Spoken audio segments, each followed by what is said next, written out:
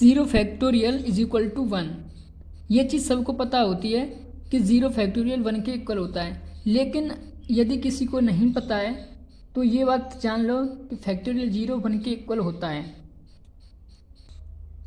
लेकिन बात ये आती है ये 1 के इक्वल होता क्यों है। इस बात को जानने के लिए दो तरीके हैं। एक तो है मैथमेटिकली, जिससे हम ये पता कर सकते हैं कि 0 फैक्टोरियल इज इक्वल टू 1 क्यों होता है। दूसरा है आपका स्टाइलिश तरीका, जो मैं आपको बताने वाला हूँ वीडियो के एंड में। तो देखते हैं 0 फैक्टोरियल 1 के इक्वल कैसे होता है।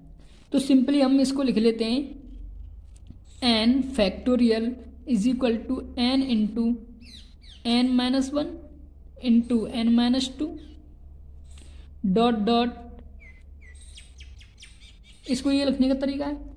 ठीक है, तो इस चीज़ को हम कैसे लिख सकते हैं, इसको हम ऐसे लिख सकते हैं n इंटू n माइनस 1 का फैक्टोरियल। ठीक, n माइनस 1 का फैक्टोरियल की वैल्यू कितनी आएगी, इसको हम इधर ले जाएंगे तो n फैक्टोरियल अपॉन n, इसमें हम पुट कर लें n इज इक्वल टू 1। यदि हम इसमें n is equal to 1 put करेंगे तो यहाँ पे क्या आएगा 0 फैक्टोरियल, और यहाँ पे हम पुट करेंगे तो 1 फैक्टोरियल अपॉन 1, तो ये क्या हो जाएगा 1 इज इक्वल टू 0 फैक्टोरियल। तो इसको हम कैसे लिख सकते हैं, ऐसे लिख लो 0 फैक्टोरियल इज इक्वल टू 1। ये आपका प्रूव हो गया।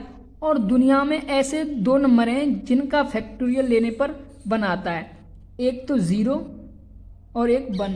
यदि हम इसका फैक्टोरियल करें और 1 का फैक्टोरियल करें तो इन दोनों का आंसर जो है वो 1 आता है। और दूसरा तरीका है वो मुझे बहुत अच्छा लगता है। तो देखो, आपने पढ़ा होगा कॉम्बिनेशन, यानी कि NCR। यदि हम इसको डिफाइन करें तो ये क्या होता है कि n डिफरेंट ऑब्जेक्ट में से हम r डिफरेंट ऑब्जेक्ट को सिलेक्ट करें, यानी कि इसको हम लिख लेते हैं number of second r different object out of n different object. इसके लिए हम ले लें यानी कि 2C2, तो 2 में से हमको 2 सिलेक्ट करना है। और आपने पढ़ा होगा कॉम्बिनेशन में, तो इसके तरीके क्या होंगे, इसका तरीका होगा आपका 1, यानी कि 2C2 में, यानी कि 2 में से 2 सिलेक्ट करने के सिर्फ इसका 1 वे होगा। तो इसके लिखने का क्या तरीका होता है, इसके लिखने का तरीका ये है 2 factorial upon 2 factorial into 2 minus 2 factorial. तो ये क्या हो जाएगा, यहाँ पे 0 फैक्टोरियल इज इक्वल टू, यहाँ पे 1 होना चाहिए, यहाँ पे आपका 1 होगा। दूसरा क्या है कि यहाँ पे इसको हम ऐसे करेंगे तो ये हो जाएगा 1 upon 0 factorial is equal to 1।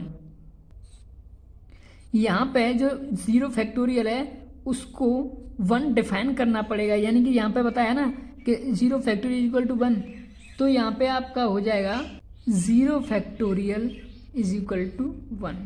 ये बहुत ही इंटरेस्टिंग चीज़ है और बहुत अच्छी भी लगती है। वैसे भी परम्यूटेशन कॉम्बिनेशन चैप्टर भी अच्छा है काफ़ी। आई होप कि ये सारी बात आपको समझ आई होगी। Thank you.